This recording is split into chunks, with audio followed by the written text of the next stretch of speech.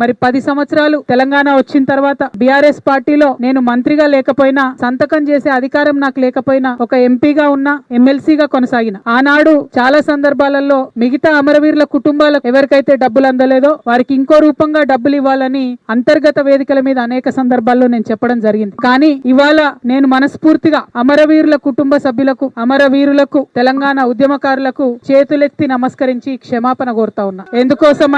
ఎందుకోసమంటే ఆనాడు నేను మీకోసం కొట్లాడినా గానీ ఇంకా గట్టిగా కొట్లాడేది ఉంటుంది. సాధించుకునే వరకు మీకోసం కొట్లాడేది. ఇవాళ మేము కోరేది ఒకటే, మనం ఉద్యమం డబ్బుల కోసం చేయలే, మనకు ఉద్యోగాలు రావాలని చేయలేదు. తెలంగాణ యావత్తు బాగుండాలి, అందరం బాగుండాలని చేసినాం. కాబట్టే ఇవాళ ఇక్కడ ఈ పవిత్రమైనటువంటి గడ్డ సాక్షిగా, ఈ అమరవీరుల స్తూపం సాక్షిగా నేను ప్రమాణం చేస్తా ఉన్నాను. ఈ అమరవీరుల కుటుంబాలకి 1200 మంది కుటుంబానికి ₹1 కోటి ఇవ్వాలని ఈ ప్రభుత్వాన్ని నేను డిమాండ్ చేస్తా ఉన్నాను.